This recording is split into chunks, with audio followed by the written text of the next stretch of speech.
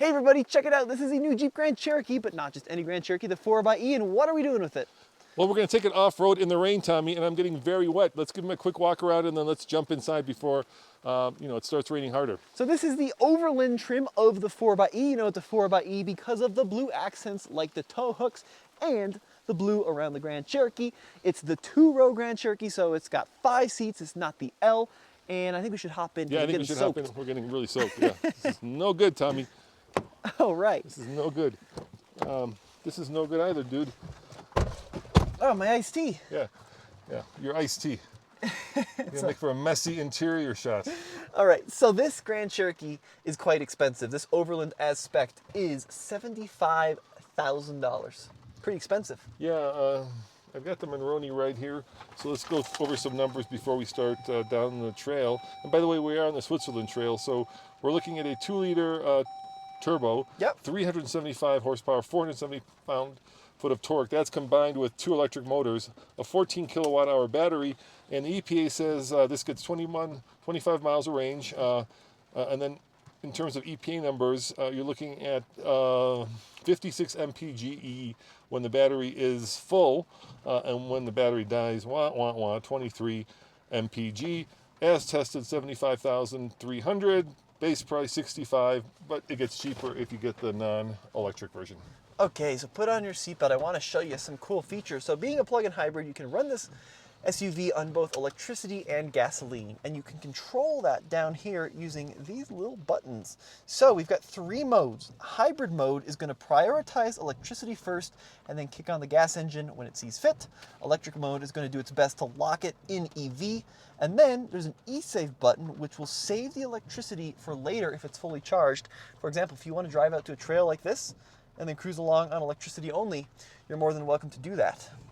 Yeah, and right now you can see we're at 80% of the battery, and what we did was we hit e-save because we wanted to go off-roading in electric mode only. So let me ask you a question. Is 25, 26 miles of all-electric range enough? You know, there's a conundrum with these plug-in hybrids, right? If you use them in a smart way, which I would suggest would be you charge it up at home and then you drive to work and charge it up at work, you never have to run the gasoline engine whatsoever. So you never have to pay for gas.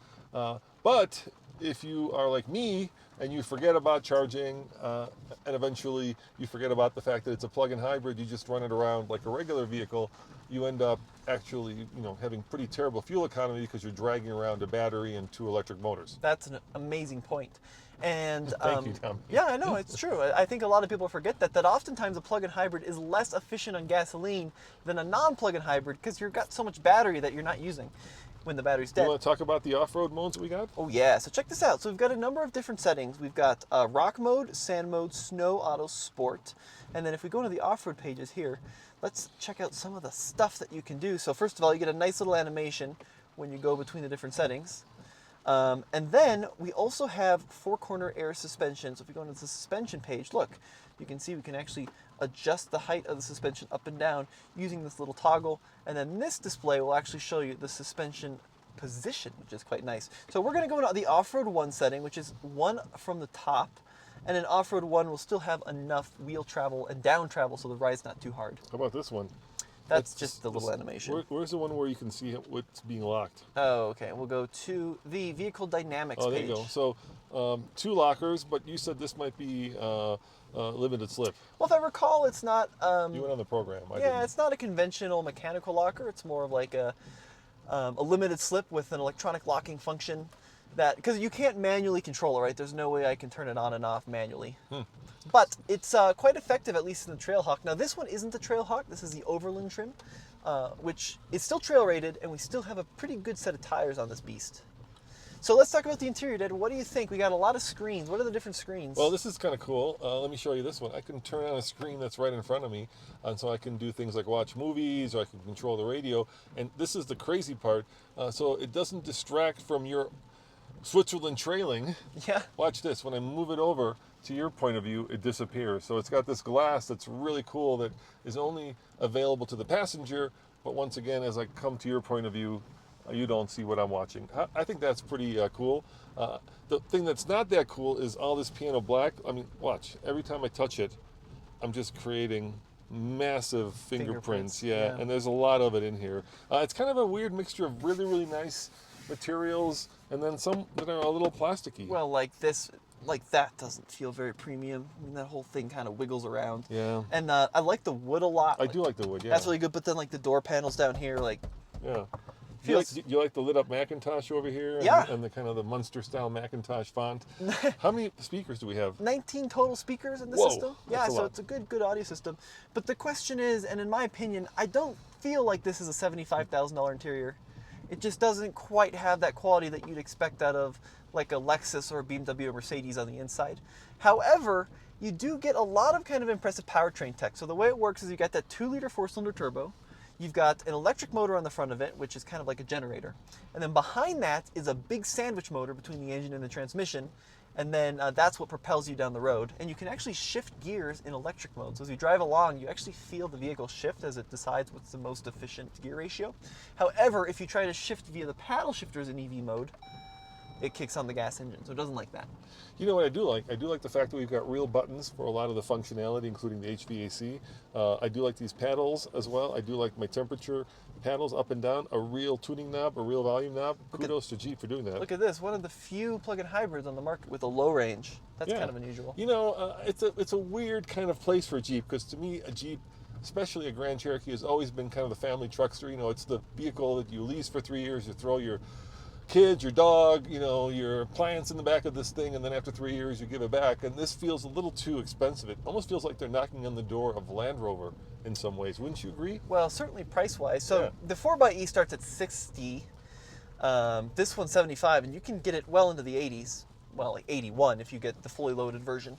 However, the standard Grand Cherokee starts at like $39, $40. So you can get Grand Cherokees in that everyman price point, but you can't get the hybrid, which I think is a little bit of a shame. And the question is, right, do you have a need for the hybrid? Do you have a short enough commute, or are you just cruising around town where you never want to use gasoline, you can just use home electricity? But if you're consistently doing long trips, you're consistently in that gas engine, I'd question the need for it. Well, Jeep still qualifies for the $7,500 tax credit, which tax is good. credit, and any local credits. I think in Colorado we're at now $1,500 to keep, kind of grandfathering down. This is nice.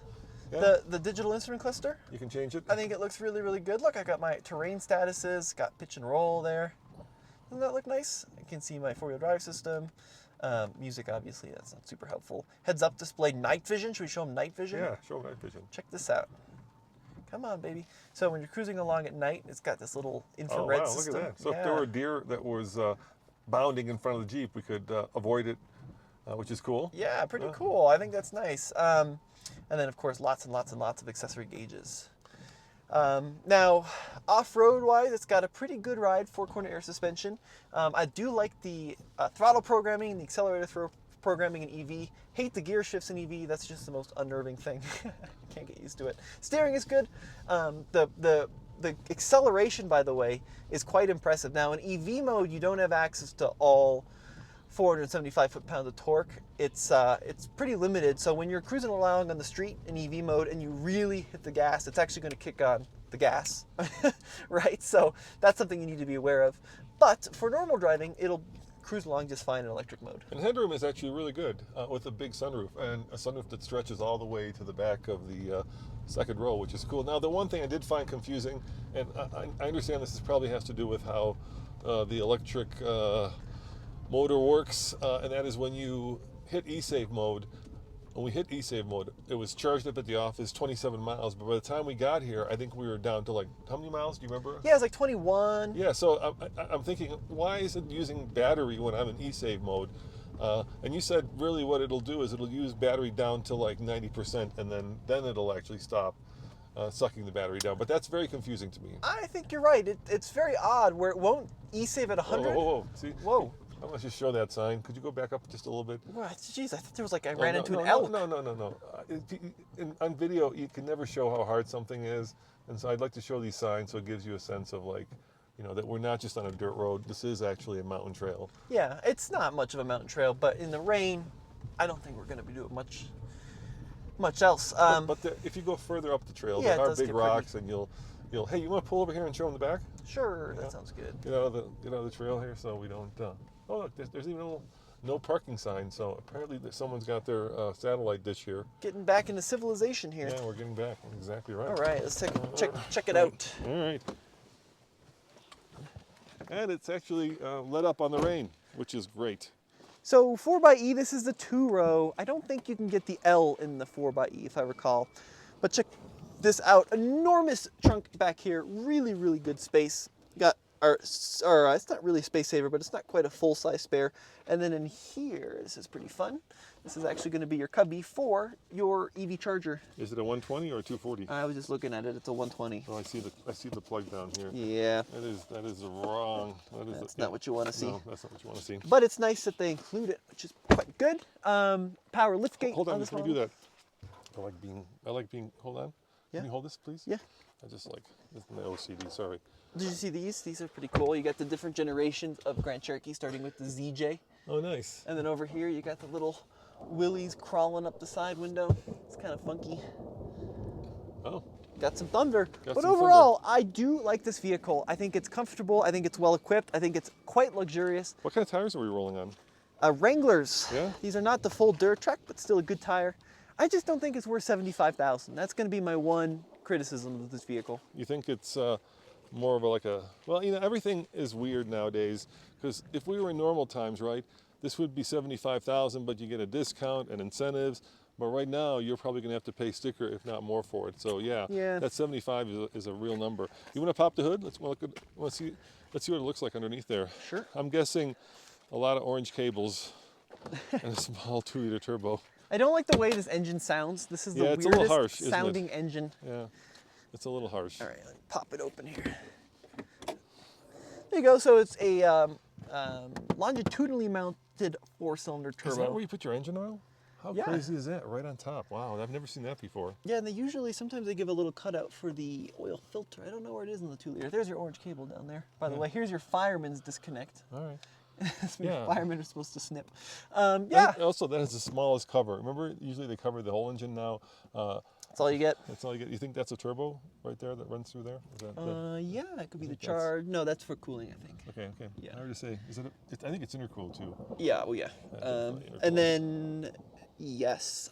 So you can get the Grand Cherokee as well with a disconnectable front sway bar, which is pretty nice on the top dog off-road trims. But overall, I like the blue accents. I like the look of this a lot. They really nailed the design. I think the interior is good.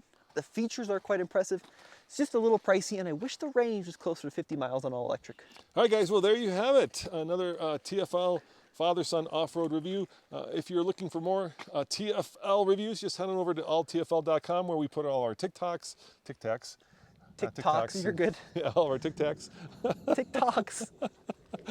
I like Tic Tacs, Tommy. All right. And of course, all of our other YouTube channels, as well as the websites, where Andre's working very hard on more truck stories. By the way, we're, as you know, doing a series where we just took the Lightning up to Alaska, to the furthest most point north in the United States. So that's airing on Truck. So be sure to check that out.